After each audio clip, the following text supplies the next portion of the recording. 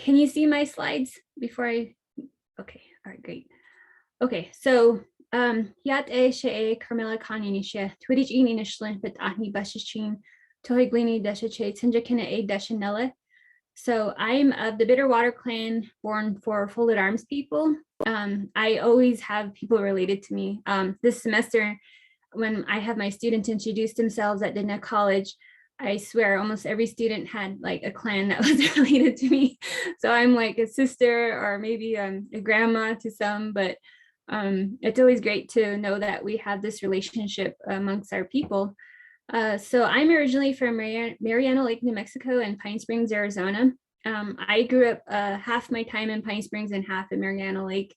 In Pine Springs, I'm that generation that grew up without running water and electricity. So I actually think it really made us a strong, me and my siblings, strong individuals, because we knew, early on how to get through hardships in life, but we also saw the beauty and the blessings of being in that environment and growing up in a natural area surrounded by trees. And, you have to work hard for what you get. Don't take things for granted. Don't waste your water, for example.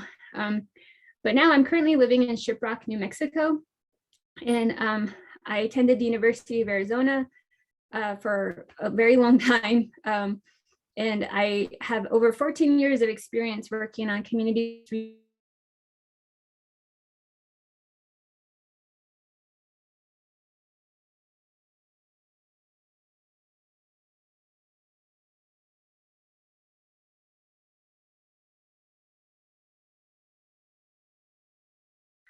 late grandfather. So we are sad that my grandfather left us for the spirit world just about a few weeks ago, but we carry on his memory and his legacy. And below that is my mom with all her grandkids. So she's really a happy grandma because she loves spending time with all of them. So I want to take you on this journey with me by also examining your own life. So right now, if you can just think, give yourself a minute to think about this question. What is our role as Indigenous scholars? Why are you where you are right now? Why are you at NAU? Why are you, in maybe the office setting you're at? But just think about that. What is your role and what do you want to carry out for the rest of your generations to come? So this was a question that hit me early on when I I graduated from Gallup High School, and I participated in a lot of clubs, but I think what really impacted me the most was the fact that my father passed away when I was 14 years old, and it was right before I was going into junior high at Gallup, and like reflecting on his life, asking the question of why did this happen? Why did my father have to die at such an early age? He died when he was 47, and he had heart disease. So for me, that was like my huge stepping stone of wanting to do something for our Indigenous communities, because it's devastating to lose a parent at such an early age. And it really guided me to want to go into a health related field. And not only that, but my late father was in training to be a medicine man. And he had a lot of knowledge of our traditions and our culture. And so I really was guided by that to pursue something in the field of health and medicine. And early on, I entered this program called Headlands. I don't think it exists anymore, but I was very fortunate at the time that was like a really great jumpstart from going to high school into an undergraduate program. And I think that's what I would encourage for any of you, to always push that with the younger people when they are ready to graduate from high school. Get them into a preparatory program, because it will help prepare them to take classes and college level classes, and also to prepare them to write. I think writing is the strongest skill anyone can develop early on. And so that program really helped me do that. And so when I took my placement exams, I was placed in honors English, and I, also felt very confident going into the college environment. So when I entered the University of Arizona, that story itself is kind of funny, because when I graduated from Gallup High School, I wasn't really prepared for college. Prior to doing Headlands, I didn't even know you were supposed to apply to college. I'm so thankful to this day that I had a chance encounter with a friend of mine. She was like super prepared. Like she did all this, stuff to prepare ahead of time. And then she started asking me like, where are you going to college? And I was like, what? We're supposed to be applying to college? Like it was like probably my junior year or so. And I was like, oh my gosh, I'm like really behind. Like, so I quickly researched it myself. I didn't really get a lot of help from our guidance counselor. I kind of just pushed it ahead on my own. And luckily, I heard about some scholarships I could still apply for. I made sure to take the ACT test, right? Like one of the last cutoff dates that was imaginable. And so it just worked out so that I could actually apply to several college universities. And so, when you do the whole university touring, most times students get a chance to like at least go to like 5 universities and explore like, oh, I like this, I like that, or this doesn't work for me. But when I went to the University of Arizona with my mom, we didn't have a lot of money. We didn't have a lot of time. My mom was an elementary teacher. So, we were very limited and in her time because she's very busy. So when we got there, I was looking around. I was like, oh, I don't know. Maybe I should, it's really hot here. There's a lot of weird plants. I don't know if I really want to be in Tucson. But right when we were ready to leave the admissions office, she was like, all right, you got to decide here or we're never coming back. You're going to go somewhere else. I was like, what do you mean? Don't I get a chance to like explore other universities? And she was just like, nope, well, you don't really have the time, and I was like, oh my gosh. So I was just like, I took a leap of faith and I was like, okay, I'll choose this university. I was really wanting to explore something different, be a little bit away from home, but not too far. And none of my immediate friends or my family really attended the University of Arizona that I knew of. It was only later that I actually found I had some relatives in Tucson, but that was really great to know. I got to meet them.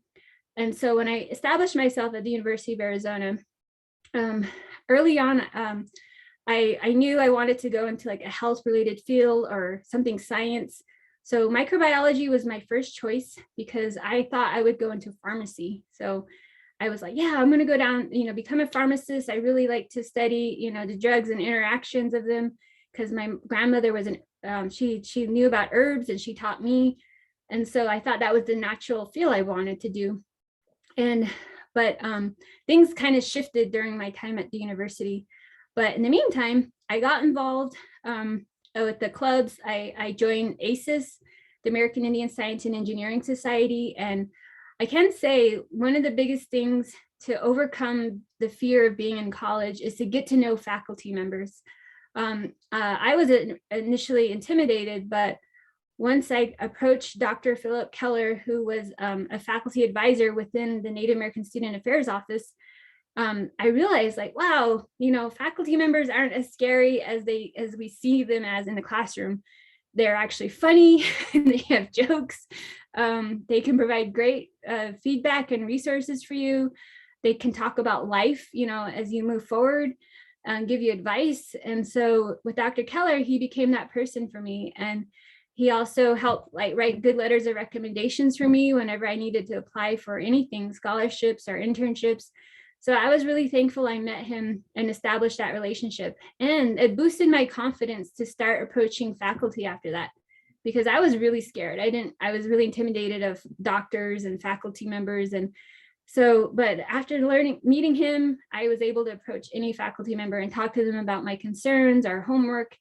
And I also had a chance to participate in some internships with the National Institutes of Health. So I really encourage that because that really also boosted my confidence to be away from home, live on my own in other environments like Washington, D.C. and North Carolina, and, really find my own voice and get that confidence that a lot of us kind of, shy away from when we are in a new environment that we're not familiar with.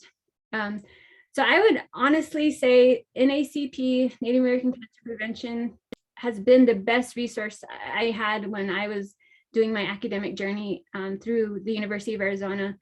So when I first got into the university, I really didn't know which direction I wanted to go.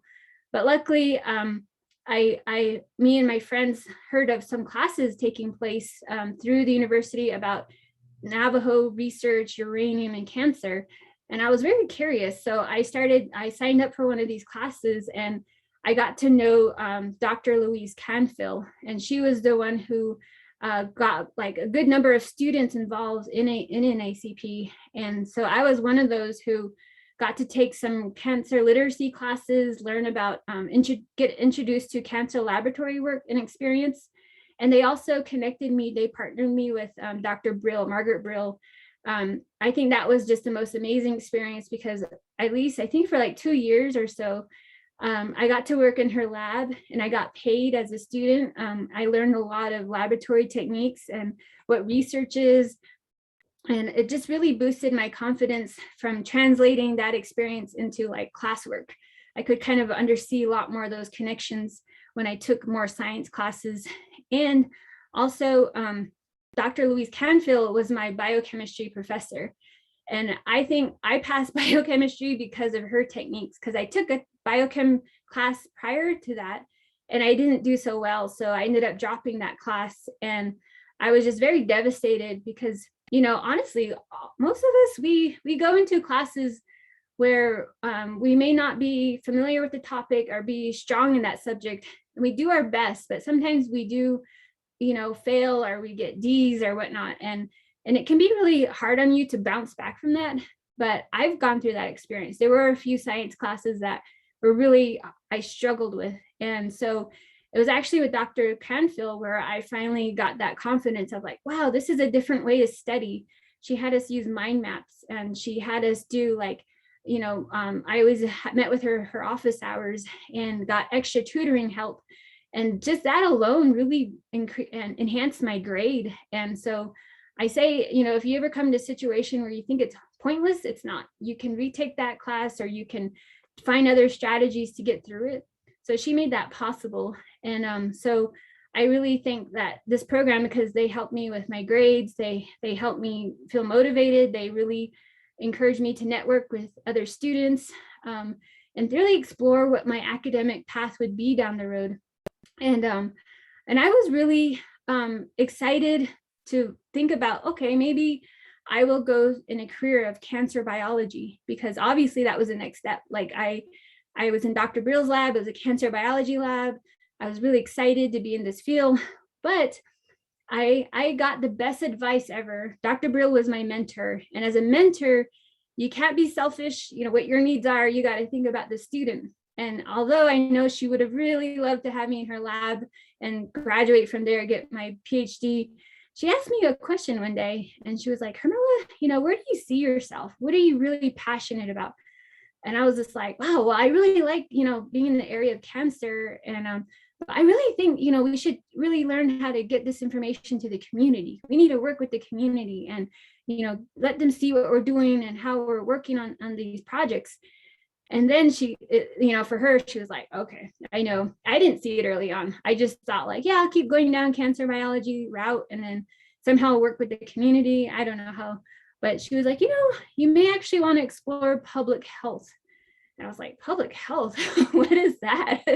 I only knew about pharmacy. I explored the field of medicine. I was thinking of getting a medical degree, but then I was like, oh my gosh, you know, and I kind of felt a little hurt, honestly. I was just like, is she discouraging me? Does she not want me in her lab? Some of those thoughts went in my mind, but I was like, no.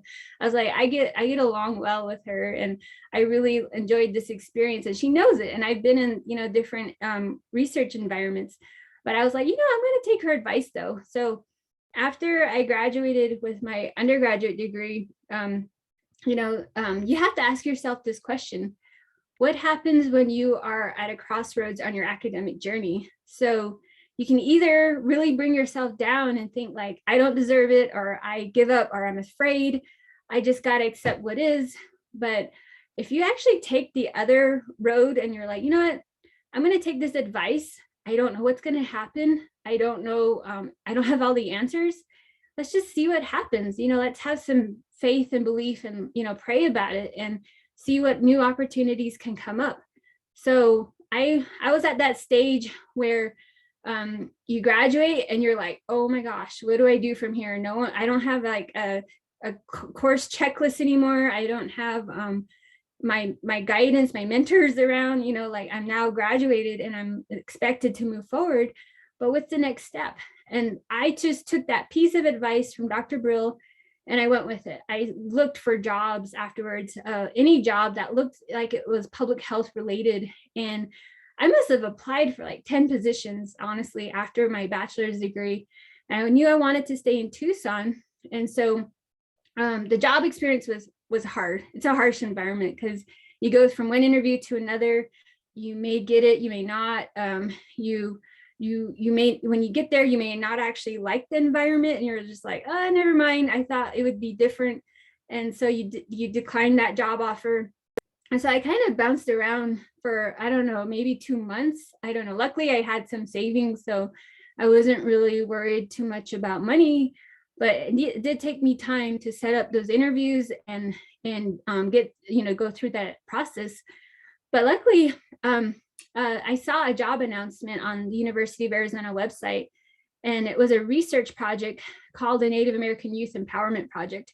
And unfortunately, it was only half-time, part-time work, but I was just like, this sounds amazing. Like, I didn't even know you could use your culture and include it in research like this and really work one-on-one with community members. So Dr. Norma Gray, she worked at the University of Arizona College of Public Health. I did the interview with her and she was like, yes, we'd love to have you. And I was surprised because I had never had health. I was more like science, microbiology, cancer biology based, but she took a leap of faith, you know, and let me join her team. And it was only part-time, but I didn't mind. I was like, you know, maybe I can add something to that later, but I really want to learn what they do in this kind of project. So it was also a really great experience because prior to this, I had been in a little academic bubble within my undergraduate program. I had not really explored the community of Tucson. I honestly wasn't really aware of other tribes that existed like locally. I just knew the students on campus and the staff and faculty. So once I got this job, I was like, whoa, there's like a lot of Native Americans in Tucson. There's the Tanatam, there's the Paskayaki community, there's, you know, Apaches, there's like everyone. Like, I didn't really realize how broad like the community was. So we had a chance to work downtown, partner with the Tucson Indian Center, help youth. It was a suicide, substance abuse prevention program. So it was really great. And I also, and then right soon after that, Dr. Gray said she had another grant that was just funded.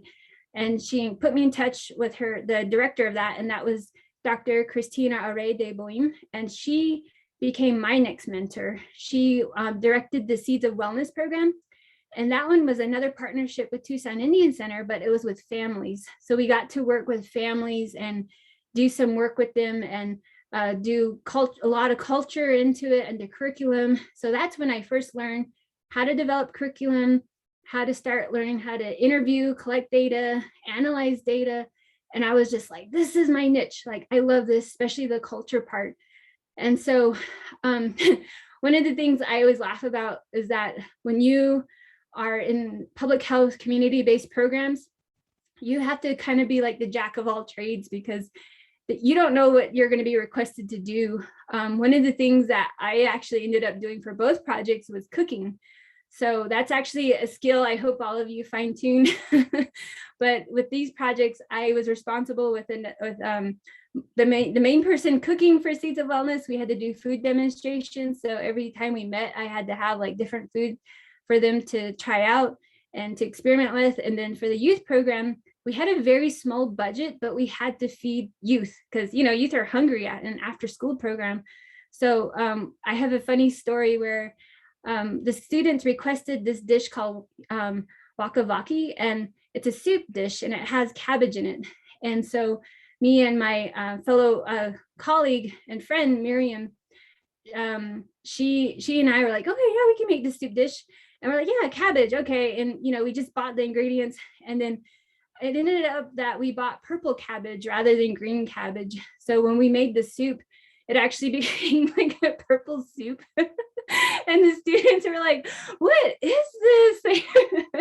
And some of them ate it, but honestly, some were just like, oh, I'm not going to touch it. So it was kind of a learning process.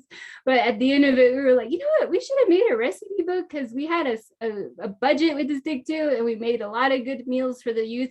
Most of the time they did eat them, the meals we made. So we're like, that would have been a great recipe book, but that's kind of like in the past. But it was really funny. I love our little stories like that along the way. So after I finished this project, or not finished, but I was in the middle of it, at that time, Dr. Norma Gray asked me, just kind of had me tell her, like, what are your plans? What do you want to do down the road? And honestly, I was just like, oh, this is great. I could do this forever. I could work with you, and I don't mind, following you wherever you write your grants. And I thought getting a bachelor's degree was it. I was like, after this, I should probably consider moving home, actually. But then she was like, you should consider the master's in public health program. And I was like, what? Like, I had, to that point, I had never, ever thought of graduate school. Never thought of it as a possibility. I was just like, I don't know. No one I knew had a master's degree in my family. And I was just like, I should really just get home. And she was just like, well, explore it. Like, you should start the process and see what you think. And so I applied. But I know to this day, I would never have applied without her help, because she sat me down, walked me through the application process, helped me draft my personal statement. And I think that's actually what it took for me to get from thinking that I couldn't do it. It was just that guidance and that support and that kindness. And so with her help, I did get into the program.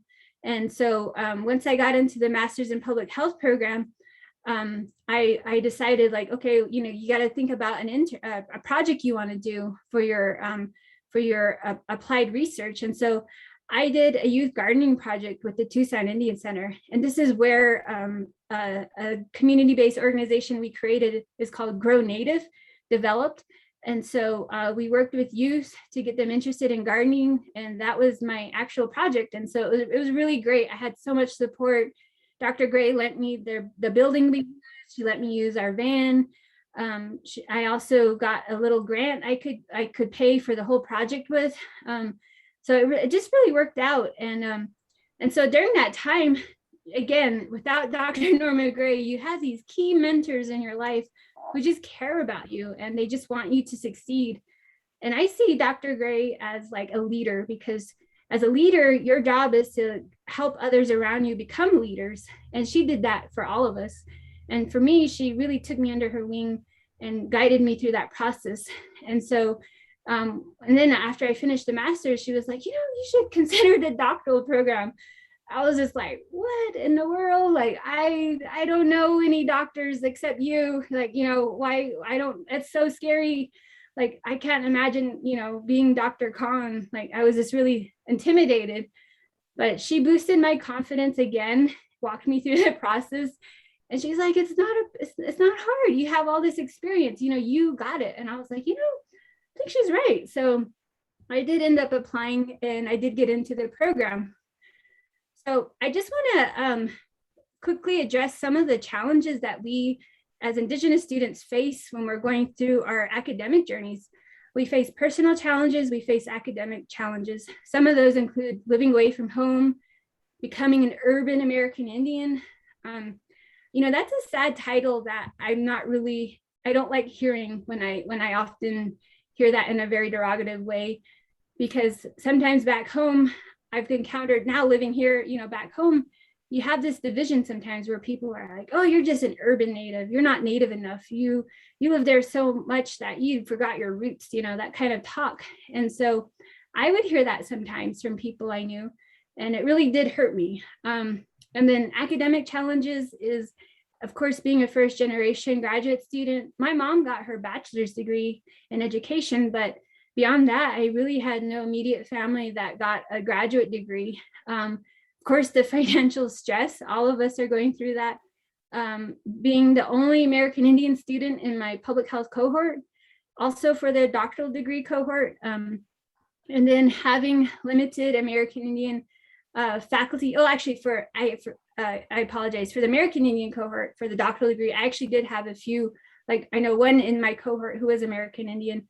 But beyond that, like before that, there wasn't really any. But then soon after I got into the program, more American Indian students started getting into the doctoral program. And then they're having very limited American Indian faculty. I think we all can agree with that wherever you are in general. Having no sense of connection or social support to other Indigenous students in the graduate program. And then feeling that the environment was not culturally competent. There was really, it really felt like the faculty there really didn't know much about our culture or how to help us include our culture into the program and into our work and into our academic studies. And but to address this, I'm just wanting to share that although we face those challenges, we have to find our own solutions. So instead of me just thinking like, oh my God, I'm facing all these challenges, I got to give up, I'm just going to walk away.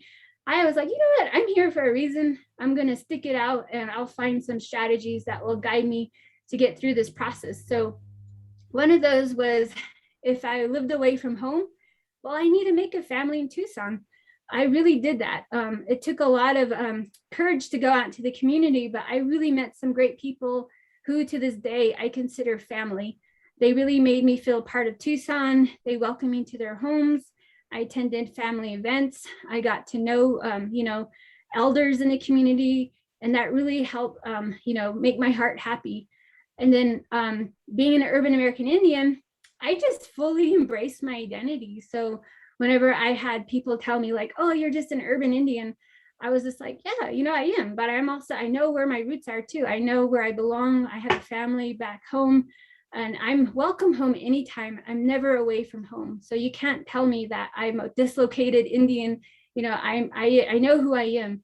So just knowing your identity can help you get through those kind of conversations. And then being a first generation student, I realized I had a role to play.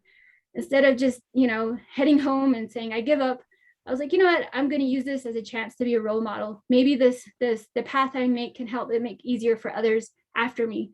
And so I just took that role. Even though I was the first to hit a lot of bumps, it would make it a lot easier for others to follow.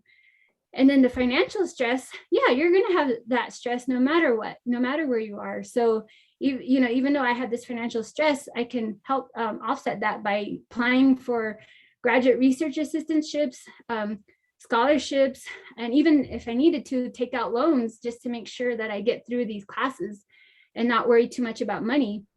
And then also being the only American Indian student in my cohort, I realized my cohort was my strength. Even though I was the only one there, they were amazing people. These students wanted to get to know me. We exchanged, stories. We became a really little dynamic family. And that's the best part about doing your master's program. I think those of you who are in one now, you can attest to that. Your cohort is like your family, those 2 years when you're finishing up. So that was for me, how I got through the master's program was, although I felt kind of like, oh man, I'm alone in my ideas, but I'm like, you know what, I can share my ideas with this group. And it's great that I'm teaching them too. And so that was a good stepping stone. And then knowing that there was limited American Indian faculty, I realized things needed to change. And the direction I went after that would lead somehow to knowing I need to play a role in changing the fact that there aren't a lot of American Indian faculty anywhere in the United States. And then also that connection, I helped found the club American Indian Indigenous Health Alliance. We call it AHA for short. And that was through our graduate students there at the University of Arizona. And I also volunteered a lot in the community. And that's where I felt like I made my biggest family, was by volunteering and learning who the community was. And then also feeling that the environment was not culturally competent.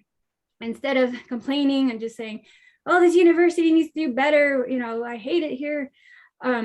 I actually was like, let's use this opportunity to raise awareness. So whenever I had the chance, I always wanted to bring that awareness in the surroundings that I was part of. So when I talk about family, this is kind of like a quote that kind of relates to building a family wherever you are. So this is a quote by Peter Blaine Sr., who was a leader for, at that time they called him the Papagos, but it's the Thana Optim.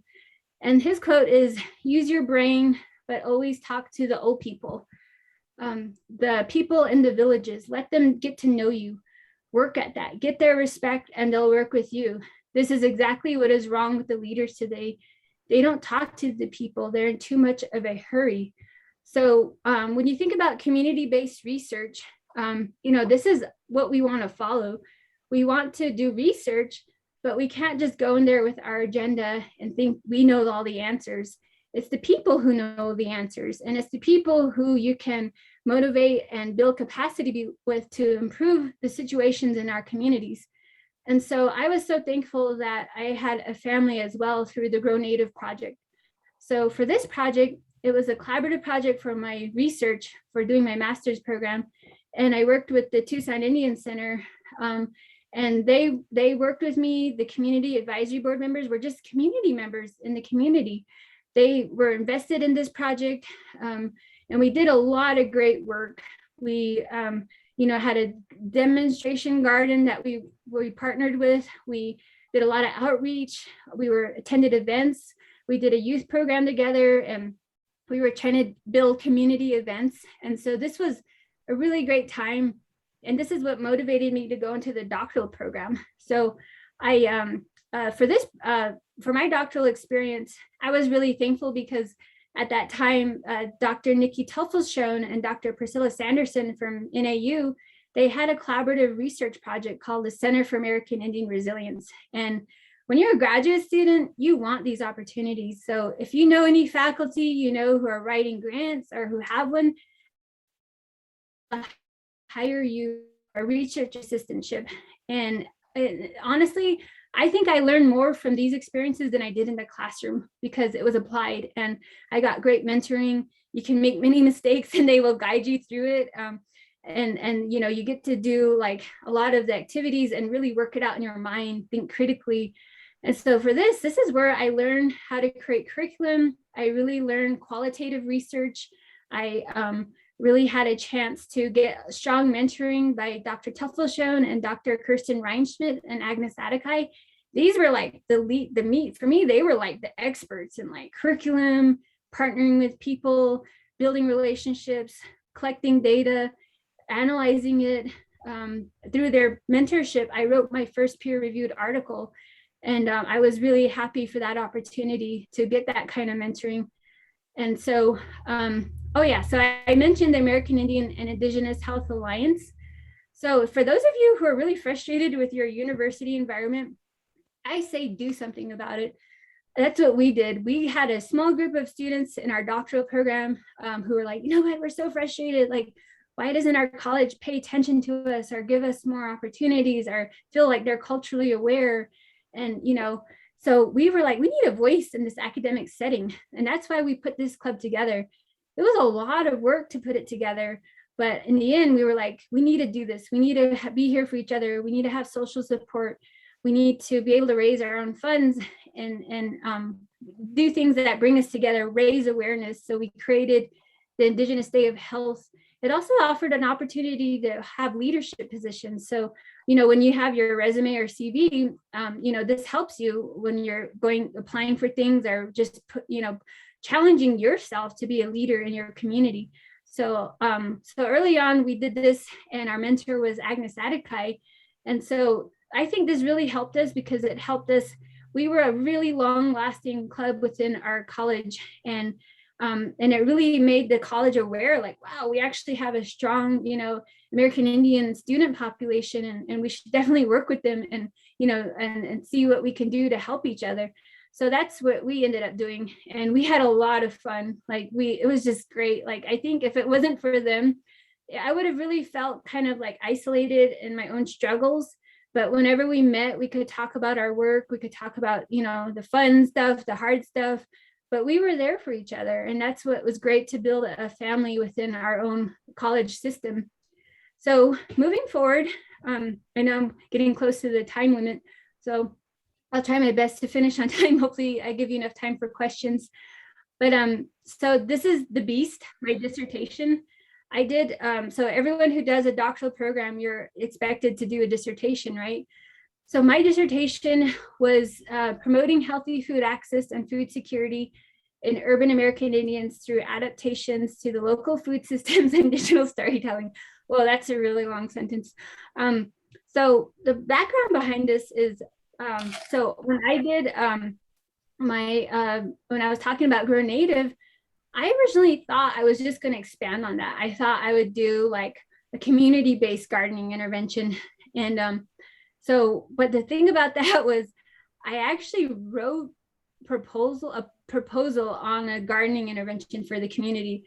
And this is probably where, like, if you are in a doctoral program, you'll relate to me, but if you haven't done it yet, you'll understand like why communication is important. So I did meet with my advisors, and every advisor, my committee, they kind of gave me different advice on where to take that project.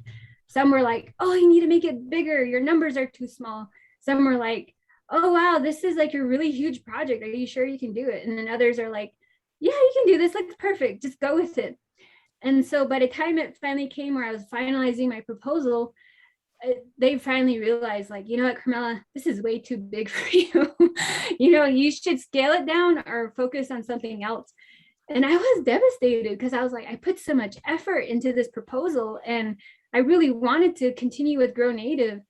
But in the end, I was like, you know what, it really isn't as feasible. Maybe this is a bigger project I can do down the road. Once I become a doctor, I can apply for a grant and run this bigger gardening project. I was like, okay, I'll take that advice. So I switched gears and I was like, what is the bigger question then? Why do we even need gardening projects? And I was like, I need to investigate the food system, food access, food security. And since I'm already partnered with the Tucson Indian Center, I can work with them to do this project. And so we all know about our historical food system. We have our strong traditional diets, but this has been disrupted because of our policies of removal and relocation. And that's really strongly impacted us. And so for my dissertation, I wanted to document our food system in Tucson, including food access, food security, BMI, barriers, and strategies. And so I was able to partner with the Tucson Indian Center to collect that data. And then my second aim was to use the social cognitive theory framework to develop a digital storytelling food system curriculum. So creating a curriculum for American Indian community members using digital stories and basing it on our food system to promote personal, behavioral, environmental strategies to help families access healthy foods. And then my third aim was to evaluate the development and application of this digital storytelling food system curriculum. So, was it applicable? Was it culturally appropriate? What was the experience perspective of those who sampled this curriculum? And what was the behavior change that happened because of this curriculum? So the significance is not a lot of research was out there about food systems, especially urban American Indian food systems. And I also wanted to use this information to help promote it among other researchers, policymakers. And I also wanted to evaluate digital storytelling because not a lot of evaluation has been done in this field. And also potentially increase food access, and also knowing that the urban American Indian population is increasing continually. And so what I did is I used the social ecological model to do my first paper to look at the first thing about barriers, and then I looked at strategies. So thinking about, what are those levels for barriers that are people facing in the community, and then thinking about what are some of the strategies that can be used to help people support their food systems. And then I developed a curriculum with the community advisory board. So I'll just highlight one of them, that we focus on Tucson's history with urban American Indians, such as the historical impact on food choices. So all of these had a digital story associated with it. I worked with community members, interviewed them, and it was really great to work with them on this curriculum. And then I evaluated it as well, looking at the social cognitive theories constructs, if it was culturally appropriate, looking at their perspective of how the curriculum worked. And so overall, in my study, I found that there were high rates of food insecurity and low food access for American Indians in Tucson. We developed a corn model that could be used to understand the food system from the American Indian perspective, and then also created a curriculum.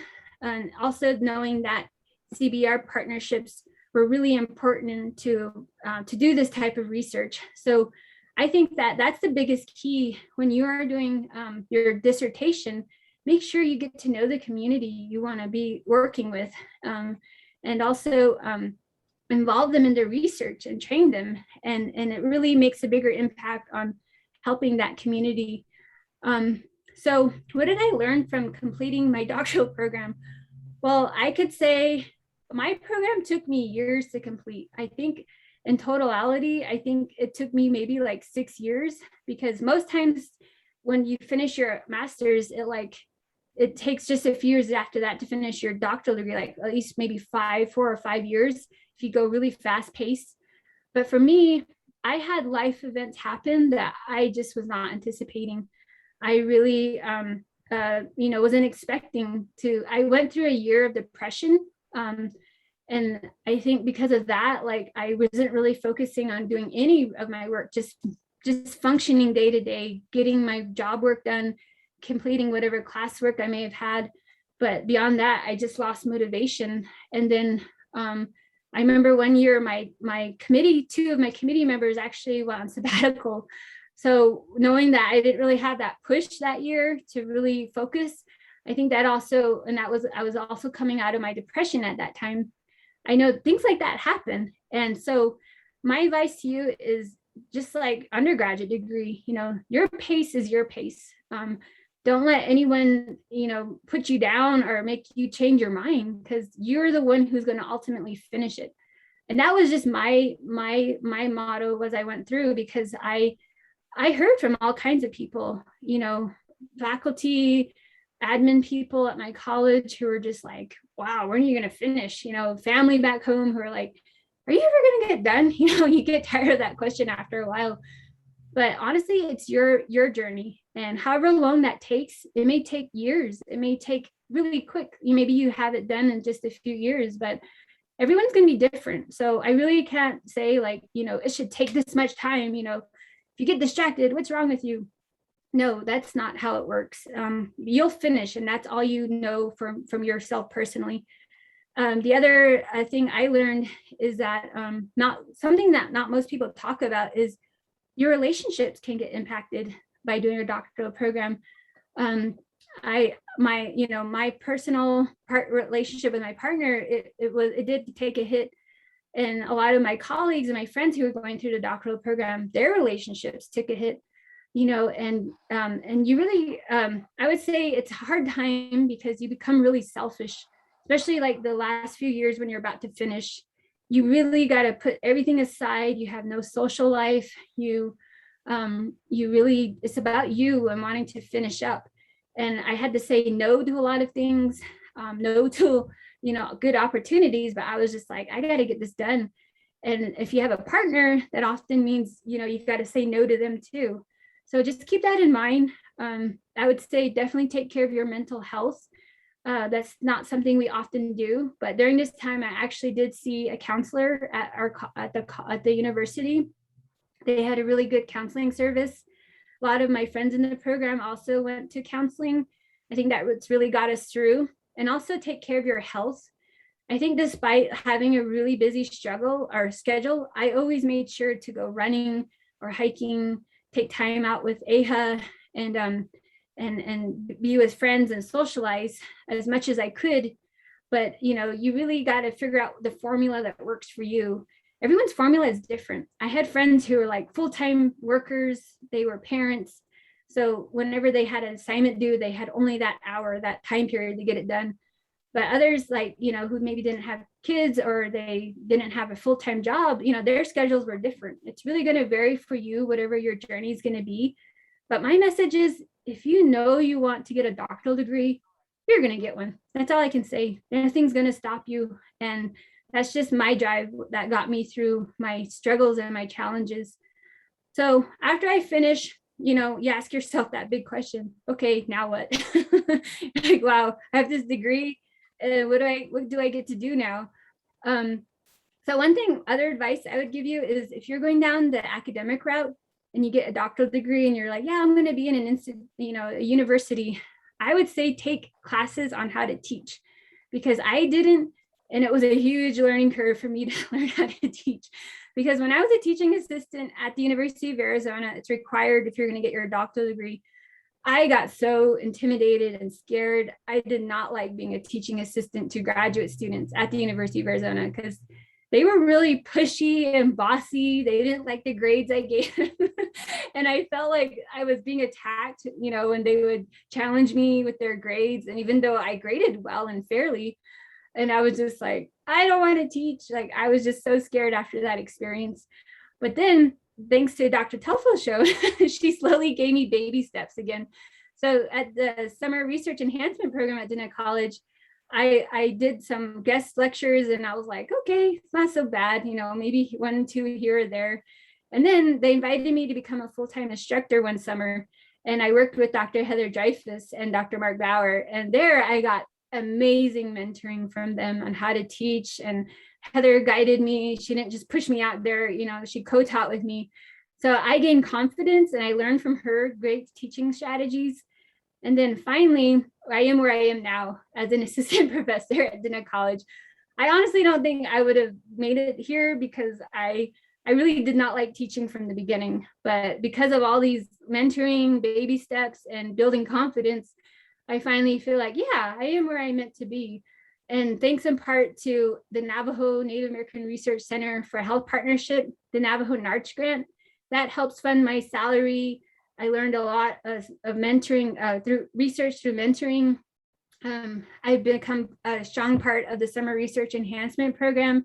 My roles are to work with our staff, develop curriculum, organize the program, classes. I also to help Dr. Bauer develop our public health Bachelor of Science program. I've also helped Dr. Heather Dreyfus develop and test the Indigenous Summer Enhancement Program for high school students. So before I end, I just want to give a little plug for SREP. We have our applications that will be available on the 29th of this month. The program is going to run from May 23rd to July 29th. It's a 10-week program. You get paid a stipend of about $4,000. We provide housing in Saline for 4 weeks, tuition and books. So the first 3 weeks are going to be in person in Saline. And then 6 weeks will be in your home community on the Navajo Nation. And then 1 week will be in Saline, Arizona. So SREP is amazing. You learn about public health research methods. We have social time, and we have like field trips, and it's just a really great time to come together and meet other Indigenous scholars. And you work a lot with a lot of Native faculty. And then ICEP is a high school program. So this one runs from June 5th to June 17th. If you know any high school students, they're accepting them. And it's also going to be in person in Saline for those 2 weeks. So they do get a stipend and mentoring from the people who, the staff who run the program. So just a very quickly share. I don't know if some of you are curious about what it's like working in a tribal academic environment.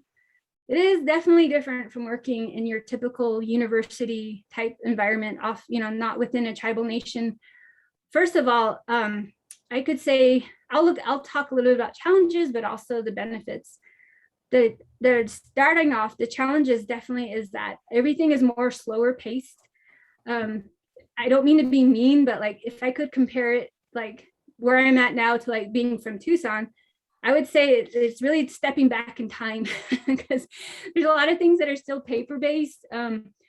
It's very small staffing. So if one person is out or, you know, they're on leave or emergency or something, things don't get done for a while. You got to wait until that person comes back. Our faculty, we only have 3 full-time faculty for our whole public health program. And keep in mind, we have a bachelor's degree, an associate's degree, and a certificate degree. And we serve the role as being academic advisors. I teach 3 classes each semester.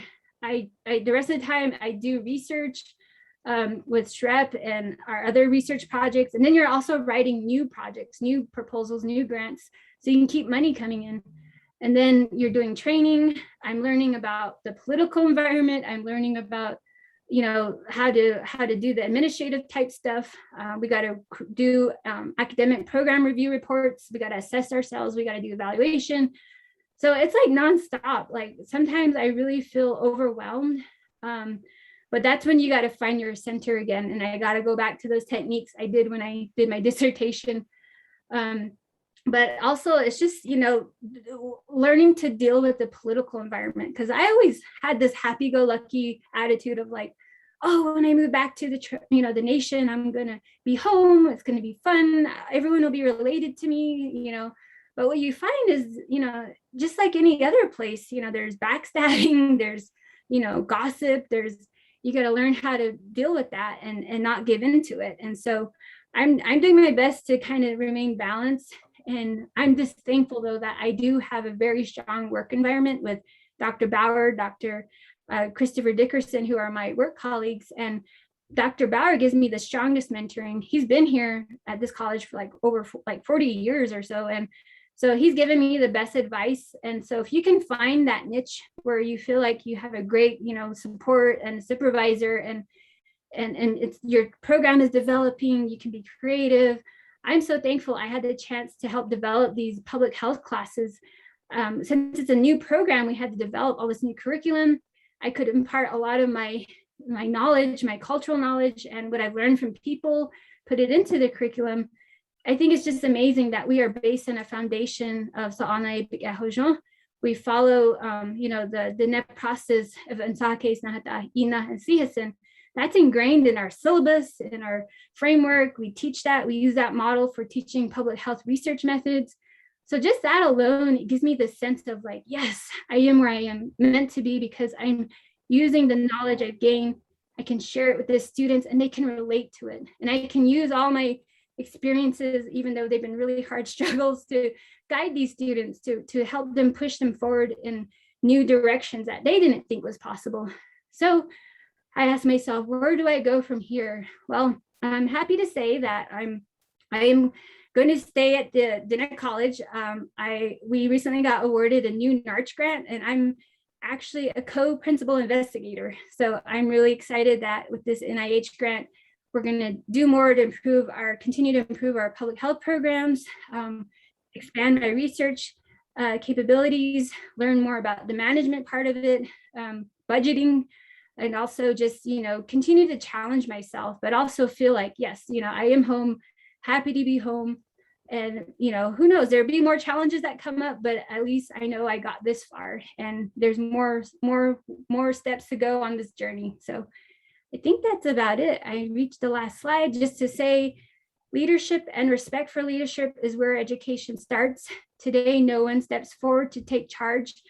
I worry about where education is not taking the thana off them. And this is a quote from Peter Blaine. It's just to share, to say that, you know, we really need to step up to be leaders wherever you are, whatever small step you want to take, that's always a step forward. So please think about that. If we don't do it, then who does? So if you have any questions, feel free to reach out to me. This is my email. Unfortunately, I reached 1 o'clock and I have to jump off because I have a meeting. So I'm not able to take questions, but if any student at all wants to reach out to me, I definitely will get back to you. But this is my email. And thank you so much, NACP and Sheena, for inviting me today.